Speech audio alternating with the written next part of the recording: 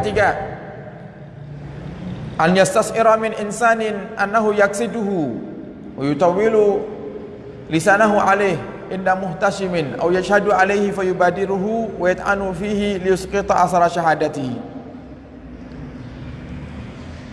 Ada orang itu menggunjing karena tujuannya untuk memperbaiki dirinya, menjaga image-nya. Jadi dia rendahkan orang supaya dia tidak dipandang rendah. Dia sudah berbuat kesalahan, tapi dia tunjukkan ada orang lain yang lebih hina daripada dirinya. Tujuannya biar orang yang diajak menggunjing ini menganggap, oh ini tidak seberapa ini, ada yang lebih parah lagi ternyata. Nah, tujuannya seperti itu.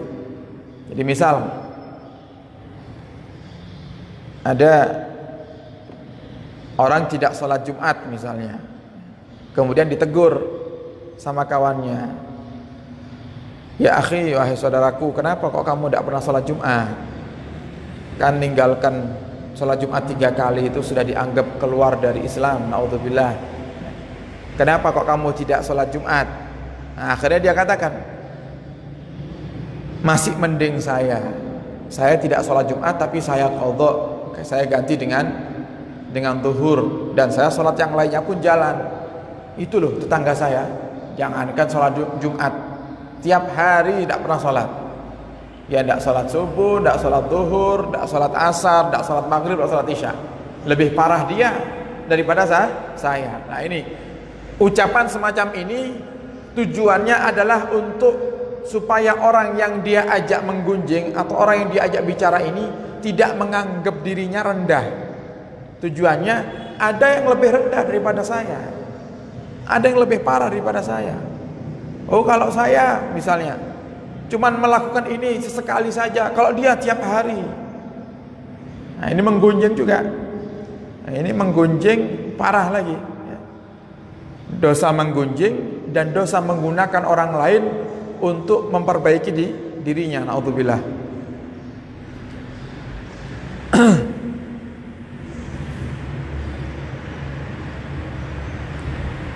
Kemudian yang keempat, yang keempat ini hampir mirip sama yang ketiga.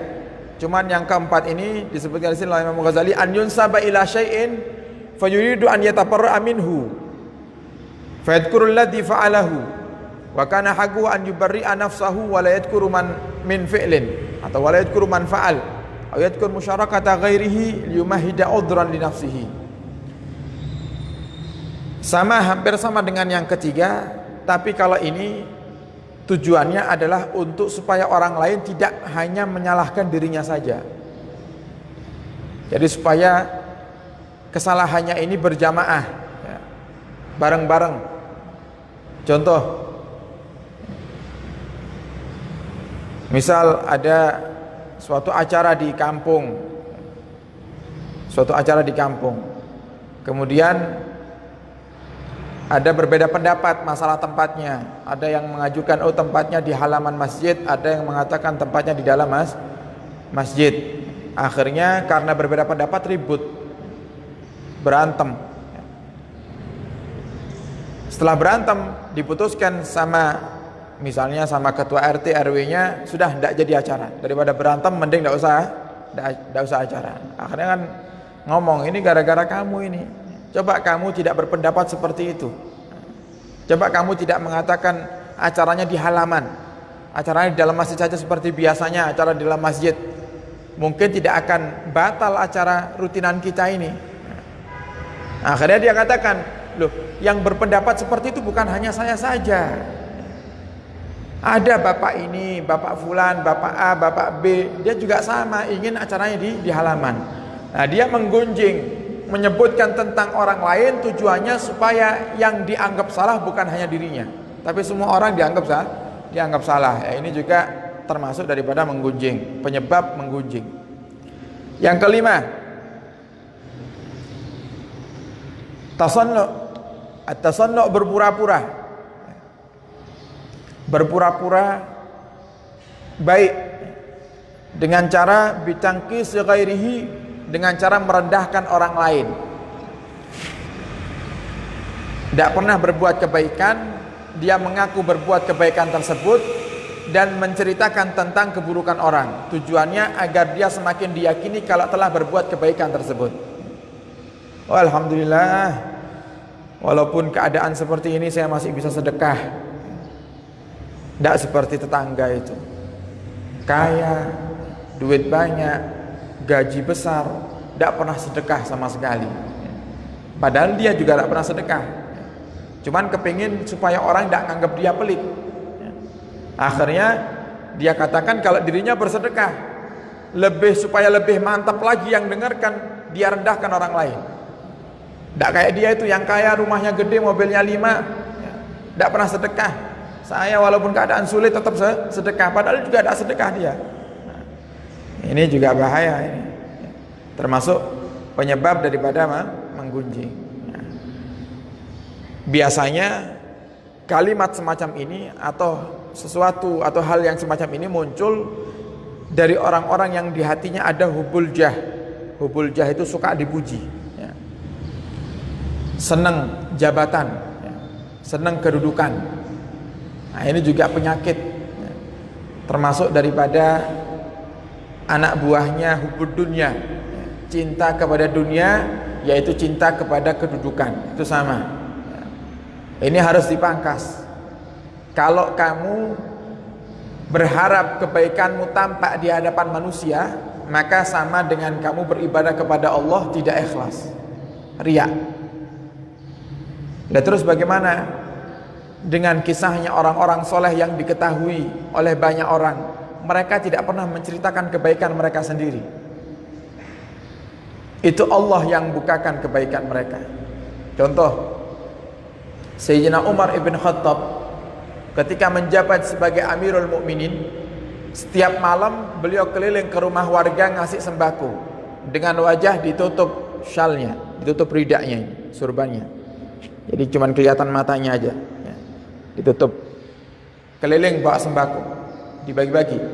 Tengah malam, di saat semua warga sudah tidur, sehingga warganya bangun tidur di pagi hari, buka pintu rumah ada sembako tiap hari. Dan itu sampai Sayyidina Umar wafat tidak ada yang tahu kalau yang ngasih ini Sayyidina Umar. Saking hebatnya Sayyidina Umar di saat menyembunyikan daripada sedekahnya.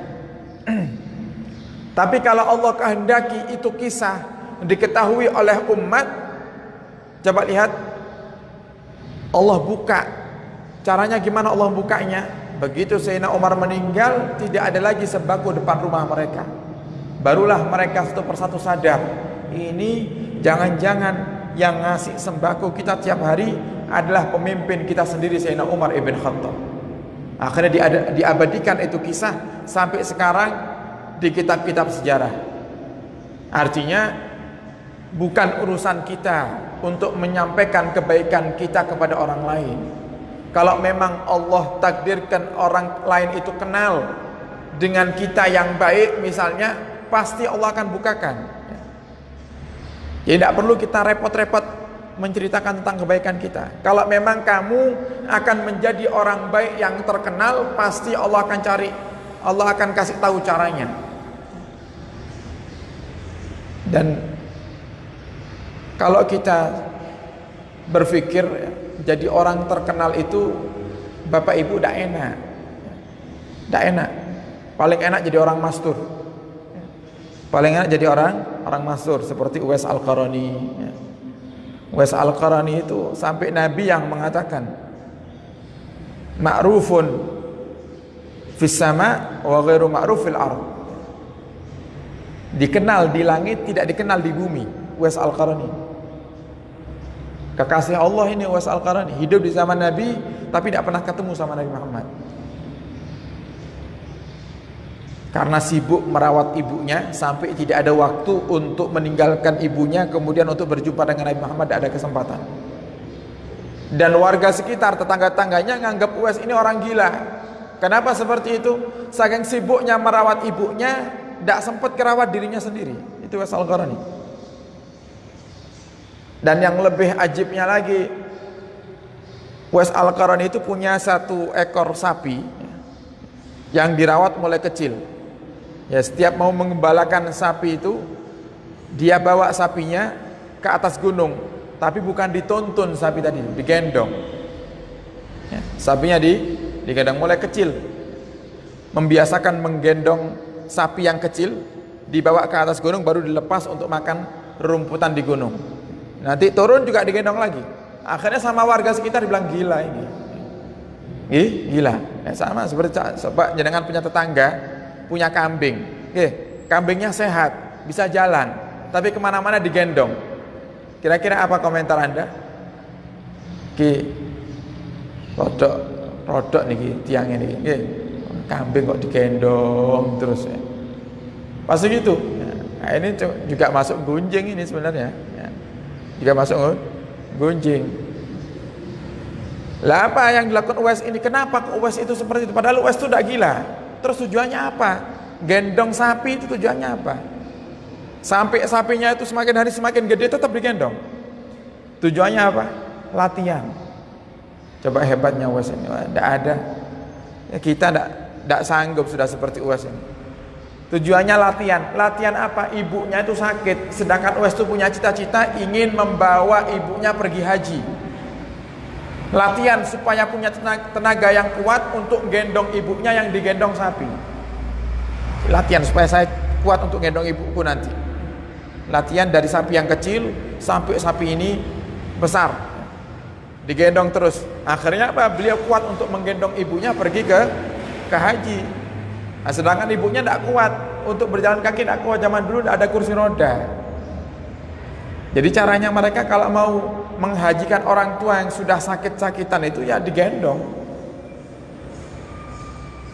Akhirnya beliau mampu untuk menghajikan orang tuanya. Nah, dari sebab berbaktinya yang luar biasa ini, Uwais Al-Qarani mendapat hadiah daripada Allah, yaitu doa yang seperti kilat. Doanya seperti kilat, sampai Sayyidina Umar ibn Khattab sama Sayyidina Ali diminta oleh Rasulullah untuk kalau ketemu Uwais mintalah doa kepadanya. Padahal Sayyidina Umar dan Sayyidina Ali ini tidak kenal dengan Uwais Al-Qarani. Sehingga tanya, "Ma Uwais? Siapa Uwais itu ya Rasulullah?"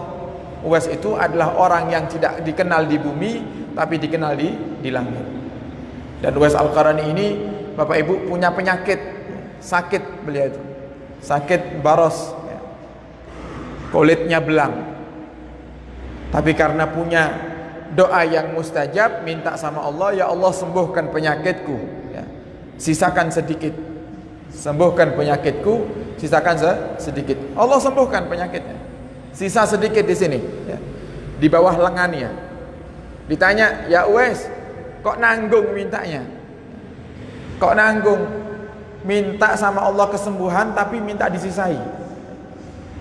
"Ya Allah, kita sakit gigi, ya Allah sembuhkan sakit gigiku, ya Allah sisakan sedikit." Ada yang seperti itu? Tidak ada, ya. "Ya Allah sembuhkan ya Allah, dan jangan pernah sakit lagi ya Allah." Kan gitu kalau kita, ya. Tidak kepingin sakit lagi. Uwais Al-Qarani minta disisakan sedikit. Ditanya, "Kenapa ya Uwais?"